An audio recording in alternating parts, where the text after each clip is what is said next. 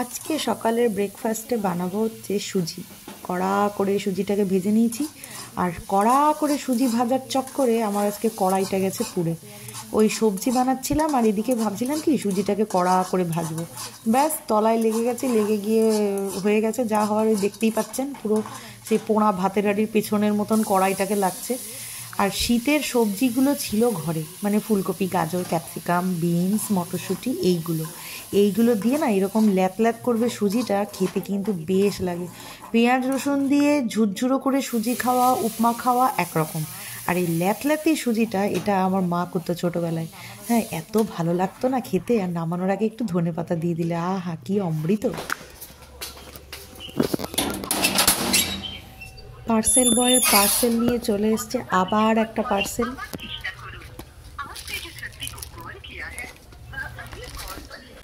Hey everyone, good morning, welcome back to my channel. তো সকালের মুখের অবস্থা খুবই খারাপ, মানে আজকে সকাল থেকে একদম সময় পাইনি যে মাথাটাতে আঁচড়াবো। এখন সমস্ত কাজ শেষ, স্নান করতে যাব, ভাগ্যিস স্নান করতে যায়নি, স্নান করতে যাব তখনই ফোন এলো। অলির সামনে প্রোগ্রাম আছে, প্লাস পরীক্ষাও আছে ডিসেম্বর মাসের লাস্টের দিকে। তো ওর জন্য ভরতনাট্যমের জুয়েলারিটা অর্ডার করেছিলাম, তো এটা চলে এসেছিলো, নইলে এটা ঘুরে যেত। এটা ঘুরে গেলে পরে আমার মানে ভোগান্তির শেষ থাকতো না। তো যাই হোক, এটা আনবক্সিং করব, স্নান টান করে আসি তারপরে। ওকে, তো স্নান, রান্না বান্না সমস্ত কিছু কমপ্লিট করতে করতে না বেলা 1টা বেজে গেল। ভেবেছিলাম আরও আগে হবে, কিন্তু যা ভাবি তার ঠিক উল্টোটাই হয়। মিস্টার দাস চলে এসছে, এসেই এক সেকেন্ড, মিস্টার দাস চলে এসছে, এসেই কি বলে মার ওষুধ আনতে গেছে দুর্গাপুরে, কারণ ওদিকে মারও তো ওষুধ শেষ হয়ে গেছিলো, হুট করে চলে গেছিলো। ওর রবিবার, হ্যাঁ সোমবার না রবিবার করে যাওয়ার কথা ছিল, তো সেই জন্য আর যেতে পারেনি। তো আজকে হচ্ছে মঙ্গলবার, আজকেই গেছে। আর যেটা বলছিলাম, এখন জুয়েলারি বক্সটা খুলবো। দিনের বেলা কে লাইট জ্বালায় ভাই, আমার মাথা গেছে। আর এখন না আজকে যেন আমি ব্লগের কোনো কন্টেন্টই খুঁজে পাচ্ছি না, যে কী করব কি করি সেটাই। যাই হোক, আপাতত জুয়েলারি বক্সটা খুলি, ওটা দেখাই কীরকম এসছে জুয়েলারিটা। একটা ওপেনিং ভিডিও হয়ে যাবে, কারণ যদি কিছু প্রবলেম হয় সেটাকে আবার রিটার্ন করারও একটা ব্যাপার থাকবে। কারণ এই ফার্স্ট টাইম আমি এরকম জুয়েলারি সেট আর কি নিলাম, কারণ এত ভারী জুয়েলারি আমি মিশো থেকে কখনোই নিইনি। দেখা যাক, চলুন। তো এই হচ্ছে ব্যাপার স্যাপারটা। ফার্স্টে এটাকে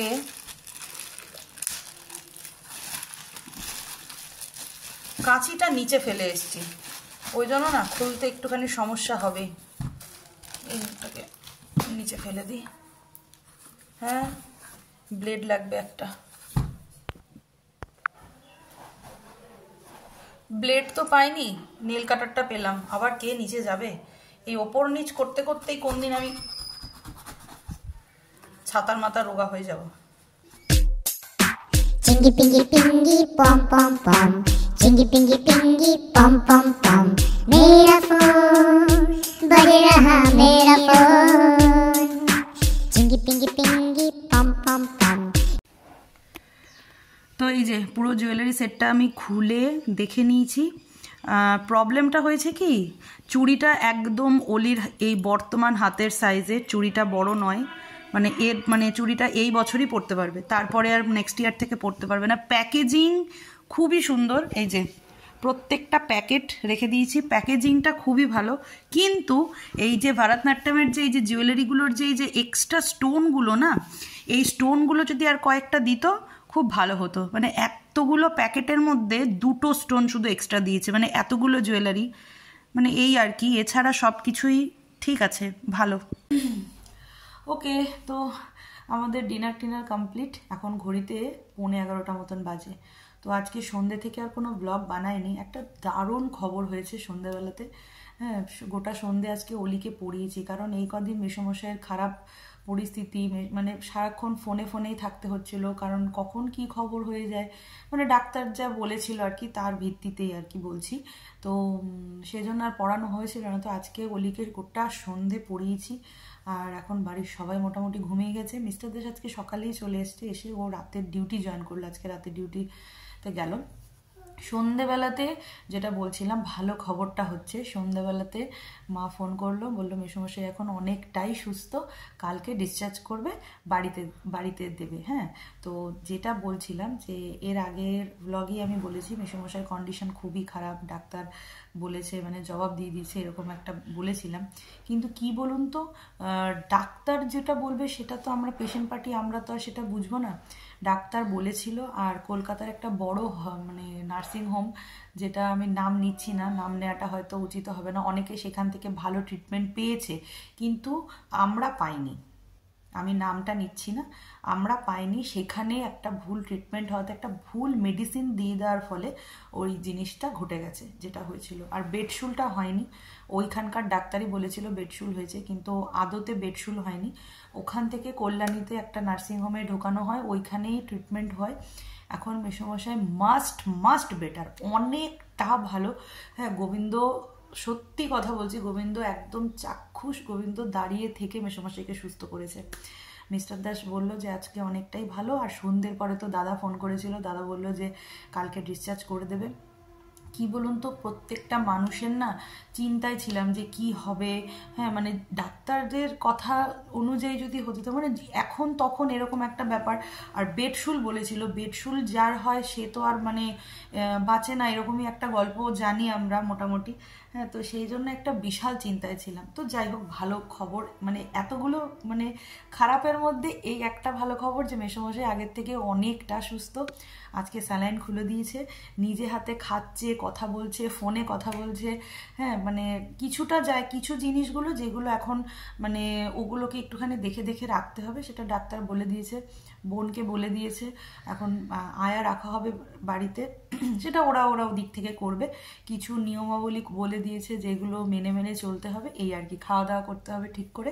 আর মেসোমশাইয়ের মেন যেটা, সেটা হচ্ছে পয় পরিষ্কার প্রচণ্ড লেভেলে থাকতে হবে, এই হচ্ছে ব্যাপার। দিন মানে মন মেজাজ একদমই ভালো ছিল না, তো ওই জন্য শুধু বারবার দুঃখের কথা। আর আপনারাই বা কত দুঃখের কথা শুনবেন। তো সেই জন্য আজকে সকাল থেকে না কোনো ব্লগের কন্টেন্টই পাচ্ছিলাম না, কোনো কন্টেন্টই পাচ্ছিলাম না। ওই জন্য না ব্লগটা আজকে কেমন যেন একটা এদিক ওদিক হয়ে গেছে। তো এখন রাত্রেবেলাতে বাড়ির তো সবাই ঘুমিয়ে গেছে, তো আমি ভাবলাম, যেটা এর আগে আমি আপনাদের সাথে শেয়ার করিনি, আমার বিয়ের বেনারসি, এই যে সব আলমারি থেকে বার করলাম। যদিও এগুলোকে মাঝে মাঝে ভাঁজ তো খুলতে হয়, ভাঁজ খুলে ভাঁজ এপিট ওপিট করতে হয়, একটু রোদে দিতে হয়। তো কালকে ভাবছি এগুলোকে একটুখানি রোদে দেবো, তো রোদেও দেবো, ভাঁজও খুলবো, আর আপনাদের সাথেও শেয়ার করব। তো চলুন ফার্স্টে আমার বাপের বাড়ির বিয়ের বেনারসিটা আপনাদের সাথে শেয়ার করি। সত্যি বলতে আমি এই কন্ডিশনে না আমি বেনারসিটা গায়ে দিচ্ছি না, কারণ মুখে থ্যাপা ক্রিম, মানে বোরোলিন একদম সাদা ফুটফুট করছে, সাদা বোরোলিন, মাথায় ভর্তি তেল, বেনারসির অপমান হয়ে যাবে এই অবস্থায় যদি আমি বেনারসি গায়ে দিই। যাই হোক, ব্যাক ক্যামেরা করে দেখাবো, ঠিক আছে। ওদিকে ওই যে অলিরানিকে ঘুম পাড়িয়ে দিয়েছি, কারণ কালকে আবার সকালবেলায় অলিরানি স্কুল। আর এদিকে আমি বেনারসিটা দেখাবো। তো এই যে হচ্ছে, এটা আমার বিয়ের বেনারসি, এটা আমার বাপের বাড়ির তরফের দেওয়া, বাপের বাড়ির তরফে। এটা হচ্ছে অল ওভার বডিতে এই কাজটা, অল ওভার বডিতে এই কাজটা দেখা যাচ্ছে। হ্যাঁ, অল ওভার বডিতে এই কাজটা। আর এইটা হচ্ছে কুচি, মানে সামনের কুচিতে এইটা হবে। আর এই যে এইটা হচ্ছে আঁচল, এইটা আঁচল, আর এইটা বডি,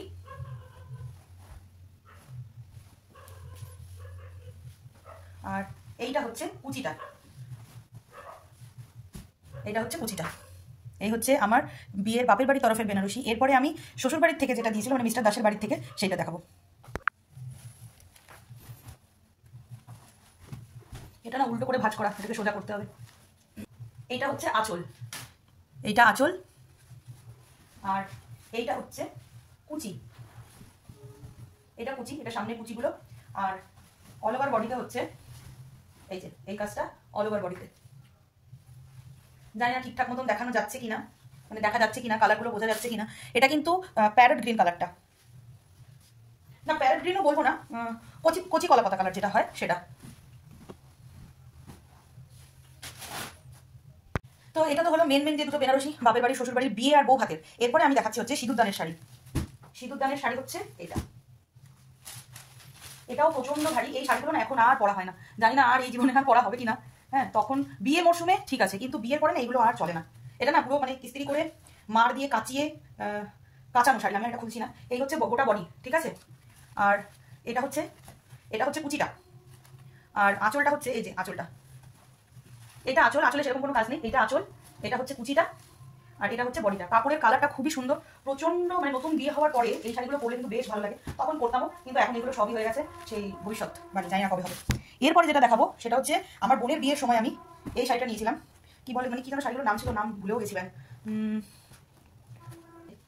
এটা হচ্ছে বডিতে। আমার খুব শখ ছিল যে সাদার উপরে না একটা বেনারসি কিনবো। বোনের বিয়ের সময় নিয়েছিলাম, পরেছি, মানে এই শাড়িটা মনে হয় দুবার পরেছি এই এখনো অব্দি। বোনের বিয়ের পরে মানে বোনের বিয়ের দিন পরেছি, আর পরেছি হচ্ছে কৌশিকের বউ ভাতের দিন রাতে। তো এইটা হচ্ছে বডিতে, আর এই যে এইটা হচ্ছে আঁচল, আর এটা বডি, আর এইটা হচ্ছে কুচি।